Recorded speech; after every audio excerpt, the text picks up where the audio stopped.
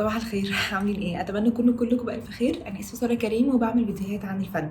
فيديو النهارده ان شاء الله هنحاول نكتشف اكتر عن البتاعه الغريبه دي، وهي سكينه الالوان او باليت نايف. انا للامانه ما بستخدمهاش خالص، يعني بستخدمها في دمج الالوان، وانا بحس ان انا كده يعني ايه، قمه في الروشه، لان انا مش فاهماها قوي، مش فاهمه التكنيك بتاعها. بس احنا هنحاول بقى مع بعض النهارده ان احنا ندخل في اعماق السكينه ونفهم بقى هي بتقول ايه. وعامه انا كساره بحب اللوحات اللي بيستخدم فيها السكينه قوي، وحتى لو احنا مثلا مش ناويين ان احنا نعمل لوحه كامله باستخدام السكينه فقط، برضو التاتشات بتاعتها في اللوحات العاديه بتاعتنا بتدي تاثير واحساس لطيف. فانا بصراحه متحمسه قوي ان انا يعني احاول اعرف استخدمها اكتر. فمن غير كلام اكتر من كده يلا بينا بقى نبتدي.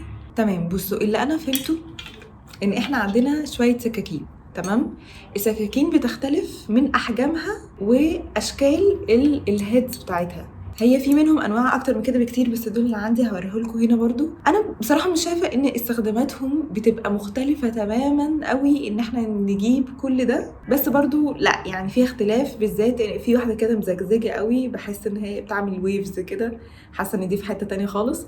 بس لو انا هقارن ما بينهم يعني انا شايفه بصراحه ان الاختلاف الحجمي ده بيدينا سعه من التعامل الاسهل في اللوحات، سواء كانت اللوحه كبيره فانا بختار حاجه اكبر، لوحه صغيره او انا بحط تفاصيل اصغر فاحتاج حاجه صغيره او في اصغر من دي كمان. الحاجه التانية اللي احنا ممكن نركز عليها هو ان هي فيها كيرف نازل كده. بصوا في منهم ما بيبقاش فيها، بتبقى ستريت. الاختلاف التالت وهو طولها والفلكسبيليتي بتاعتها. بصوا دي قادره تروح لغايه هنا مثلا، فهي فليكسبل اكتر عن، بصوا انا ده كامل ضغطي، حاول اهو كامل ضغطي وهي ده اخرها. بتفرق في ايه؟ هو ان بس دي هتلاقيها في الدمج احسن لان هي فليكسبل اكتر، تروح معاك واحنا بندمج الالوان بطريقه سموز اكتر. بس لو احنا شغالين على اللوحه ساعات احنا محتاجين حاجه رف او حاجه قاسيه عشان التاتشات بتاعتنا تتظبط. تمام، ده الحاجات المبدئيه اللي احنا ممكن نعرفها عن السكاكين. انا دول جايباهم من مكتبه الوان. تعالوا بقى نبتدي نحاول نشوف التكنيك بتاعها على الورق. طيب احنا عندنا السكينه او الباليت نايف ماسكينها من المقبض، وعندنا راس السكينه. احنا بنستخدم 3 اجزاء رئيسيه في الراس دي. اول واحد ظهرها والجانب اليمين والجانب الشمال والطرف بتاعها. اول تكنيك معانا هو حرفيا ان احنا بناخد من اللون اللي احنا حاطينه ونحطه على الورقه.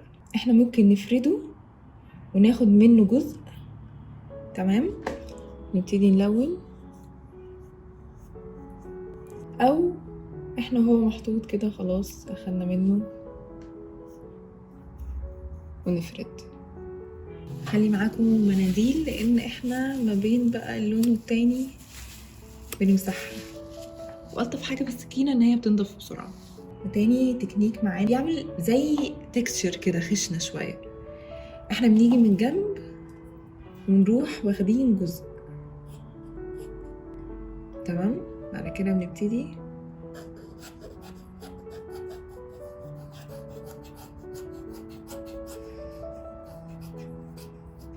والله العظيم بجرب معاكم، بكتشف زي ما انتوا بتكتشفوا دلوقتي. يعني هي بناخدها من اليمين للشمال.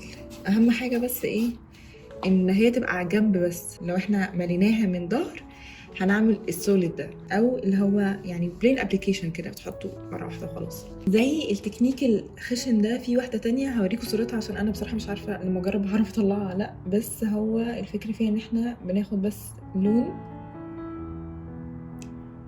من الظهر اهو، بعد كده نبتدي نحط ونعمل كده. حد فاهم حاجه؟ من ظهر كده. احاول اخفف ايدي شويه اهو. ايه ده؟ والله عملته، والله عملته. يعني عارفين واخد تنقيطه كده قوي. ده كان تاني حاجه وهو التكستشر الخشن او المتكسر. بعديها عندنا الخطوط. ازاي نعمل خط من جنب السكينه؟ بنروح واخدين اهو جزء كده من اللون تمام كده. نبتدي، واضح ان انا اخدت جزء ظلم. ماشي،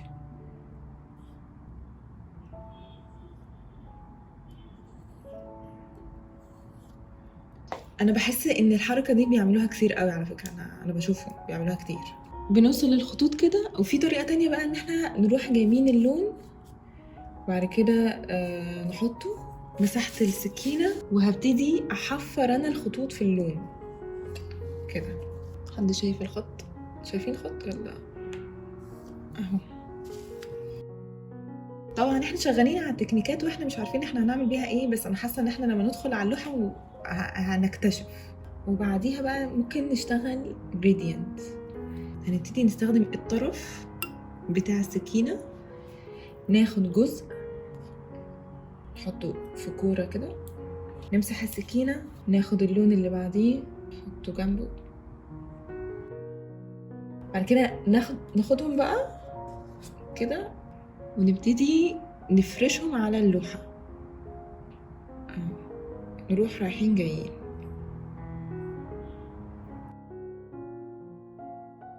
وانا عكيتها شوية كمان بس كويس، يعني اظن الفكرة واضحة. الحاجة التانية هو ان احنا نقدر نعمل الجريدينت ده في اللوحة نفسها. يعني ناخد الابيض اهو،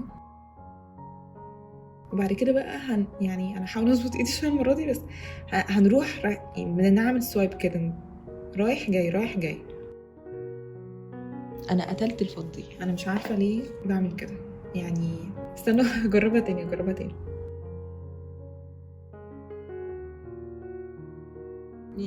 يعني احسن شويه. هو بصراحه الموضوع محتاج تدريب بسيط بس هو ممتع، يعني تحسه ريلاكسنج كده وانتوا بتعملوه. الحاجة اللي بعديها هو ان احنا نقدر نخلط لون على لون على التوال او اللوحة. احنا نقدر ببساطة ان احنا نجيب اللون اهو ونحط عليه شوية اصفر، نخلط، عملنا الاخضر بتاعنا، نبتدي يعني ناخده ونوديه على اللوحة بتاعتنا وخلاص تمام. بس نقدر برضو ناخد اللون ونحطه على اللوحة، ناخد اللون التاني نحطه فوقيه ونبتدي نعجنهم في بعض على الورق. انا حاسه الموضوع لطيف هنا، فكره ان انا قادره اشوف اللون الازرق اللي تحت شويه منه. هنا مش هتقدر تعمل كده، اللي هو احنا ممكن بايدينا نمزك في حتت ما نمزكش فيها قوي، مش عارفه ايه، فهتدي تاثير مختلف. التكنيك اللي بعده هو ازاي نعمل الورق او البتلات بتاعه الورد. المفروض بناخد جزء من اللون اهو، بعد كده نروح ضاغطين. يعني هي معوقة شوية بس ناخد جزء كده، نروح كده ضاغطين اهو. بصوا عملنا وردة. طبعا احنا التكنيك ده مش بنستخدمه عشان فقط نعمل ورد، لا، احنا اي حاجة احنا عايزين نخلي احساسها ان هي مرتفعة شوية بنملي ونروح ضاغطين، هي بريس، فاهمين؟ في تكنيك اخر بنبريس او بنضغط وبعد كده بنمشي. انا يعني خايفه منه شويه بصراحه، مش عارفه هو يعني هينجح ولا لا، بس هنحاول. نعمل كده كده كده كده كده. حد فهم حاجه؟ والله شويه كويس، محتاجين لون اكتر. يعني ان شاء الله تبقوا شايفينها كده احسن اهو. بضغط بشيل ايدي، بضغط بشيل ايدي، بضغط بشيل ايدي، بضغط، فعمل الويف دي. والوردة انا باخد ببداية السكينة اهو كده، بضغط بس.